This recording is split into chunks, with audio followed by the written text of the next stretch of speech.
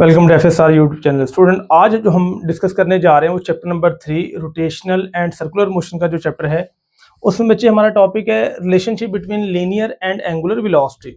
ये short question आता होता है, इस तरह से भी आ जाता है कि prove that v is equal to r omega.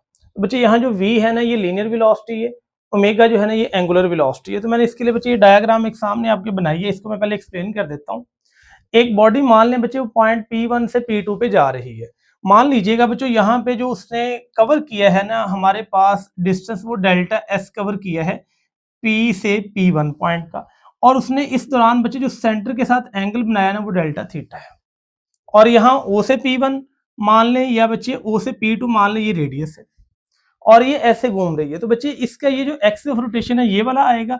Angular velocity की डायरेक्शन हमने बच्चों पहले डिटेल से पढ़ी है और मैं सिर्फ मेंशन कर देता हूँ बच्चों, ये एक्सिस ऑफ रोटेशन ऐसे अपवर्ड आएगी, बॉडी ऐसे बच्चों जा रही है। अब देखिएगा बच्चों, यही पॉइंट मैंने यहाँ पे लिखा है, consider a body move on a circular path from P1 to P2 in time delta t. तो यहाँ से यहाँ तक जाते जो टाइम लगा ना वो डेल्टा टी लगा, और जो डिस्टेंस कवर हुआ डेल्टा एस बच्चे वो P1 से P2 तक का है। और जो एंगुलर डिस्प्लेसमेंट, सॉरी ये डिस्प्लेसमेंट आएगा बच्चों, जो डिस्प्लेसमेंट उसने एंगुलर बनाया है वो डेल्टा थीटा का है, वो P1 से O और O से P2 तक का एंगल है।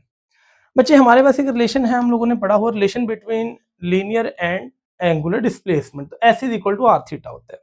लेकिन क्योंकि यहाँ पे डेल्टा एस है तो बच्चों हमारे पास इक्वेशन है s is equal to r theta. तो यहाँ बच्चों आएगा delta s is equal to r delta theta के बराबर आएगा।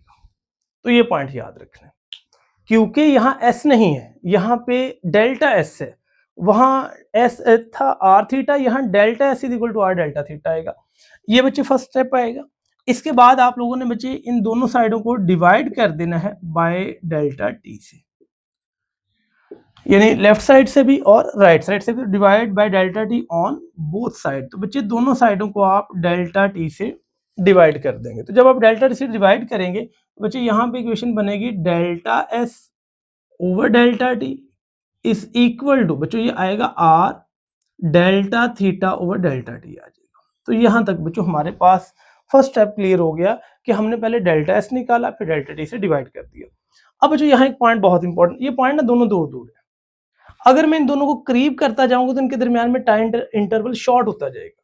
तो जितना इनमें टाइम इंटरवल शॉर्ट होता जाएगा उतने ये पॉइंट करीब आते जाएंगे और उतना ये एक सिंगल पॉइंट बनता जाएगा। मान लीजिएगा ये डेल्टा टी बच्चों इतना कम होता जा रहा है कि डेल्टा टी बिकम स्मॉल और ये नियरली इक्वल टू चला गया जीरो के। इतना कम के बच्चे दोनों पॉइंट ऑलमोस्ट करीब आ गए। जब ये दोनों पॉइंट करीब आ जाएंगे, मान ले बच्चों ये पॉइंट दोनों करीब आ, तो यहाँ बच्चों जो एक मैं लाइन ड्रा करूंगा, फर्ज कीजिएगा टेंजेंट, तो ये बच्चों जो टेंजेंट है ना ये मेरे पास डायरेक्शन देगा बच्चों लीनियर वेलोसिटी।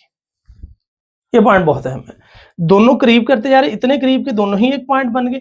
इस पॉइंट पे जो ये वाला टेंजेंट है ना बच्चों ये डायरेक्शन देता है लीनियर वेलोसिटी की, या इसको बच्चों आप लोग कह सकते हैं v के ऊपर एरो। तो ये लीनियर वेलोसिटी की डायरेक्शन भी, इसको v यूनिट वेक्टर भी लिख सकते हैं। तो यहाँ बच्चों आप लोगों ने अब क्या करना है, जब इसके डायरेक्शन की बात करनी है तो आपने फिर बच्चों डेल्टा टी को अप्रोच जीरो भी करवाना है। तो फिर आप लोगों ने ये कहना है बच्चों by applying limit on both side. तो बच्चों आप लोगों ने ये लिखना है by limit delta t approaches to zero on both side. तो बच्चों ये बाय अप्लाइंग आप लोगों ने लिख लेना है bye applying limit on both side. तो बच्चे आपने लिमिट अप्लाई कर देनी लेफ्ट साइड पे भी और राइट साइड पे भी। बच्चों देखिएगा जब हम लेफ्ट साइड पे लिमिट अप्लाई करेंगे तो limit delta t approaches to zero, तो ये आएगा left hand side delta s over delta t, और बच्चों आएगा आर, और साथ में फिर दोबारा आएगा बच्चों limit delta t approaches to zero delta theta over delta t. तो यहां तक बच्चों उम्मीद है कि आपको बात क्लियर होगी। आर के साथ लिमिट इस वजह से नहीं क्योंकि आर रेडियस है वो बच्चों चेंज नहीं होता। जब बच्चों इसकी बात करते हैं तो यह है वेलोसिटी, लेकिन यह है वेलोसिटी इंस्टेंटेनियस, तो ये v i n s is equal to r omega i n s बच्चों बन जाएगा। तो अगर हम जनरल लिखें तो बच्चों v is equal to r omega, और यही हम लोगों ने प्रूफ करना था कि v is equal to r omega. बच्चों यहाँ जो v है ना ये लीनियर वेलोसिटी भी है, ये टेंजेंशियल भी है। ओमेगा का नाम बच्चों एंगुलर वेलोसिटी भी है, एंगुलर फ्रीक्वेंसी भी कहते हैं। एक अहम पॉइंट बच्चों एमसीक्यू के लिए याद रखना है कि अगर कभी पूछ लिया जाए, जैसे हम लोगों ने बच्चे वेक्टर फॉर्म पढ़ी थी लीनियर एंड एंगुलर डिस्प्लेसमेंट की, तो यहाँ बच्चों हम पढ़ने जा रहे हैं लीनियर एंड एंगुलर वेलोसिटी की वेक्टर फॉर्म। तो बच्चों यहाँ पे जो v के ऊपर एरो आएगा वेक्टर वाला, v arrow will be equal to omega के ऊपर एरो मल्टीप्लाई बाय r के ऊपर भी एरो आ जाएगा। तो ये r क्रॉस ओमेगा नहीं होता, ओमेगा क्रॉस r होता है। तो ये पॉइंट आपने एमसीक्यूज में याद रखना है बच्चे। ओमेगा का और v का एंगल भी 90 का, v और बच्चों r का एंगल भी 90 का, और इन सब का आपस का एंगल 90 का होता है। तो ये आपने एमसीक्यूज में याद रखना है। v perpendicular omega, omega perpendicular r यहाँ पे फर्स्ट केस में, और v परपेंडिकुलर टू आर भी है। तो इनका आपस का एंगल बच्चों 90 डिग्री का आता है। ये था बच्चों आज का शॉर्ट क्वेश्चन कि prove that v is equal to r omega, या what is the relation between linear and angular velocity. तो इससे नेक्स्ट लेक्चर के अंदर बच्चे हम डिस्कस करेंगे relation between linear and angular acceleration के अंदर।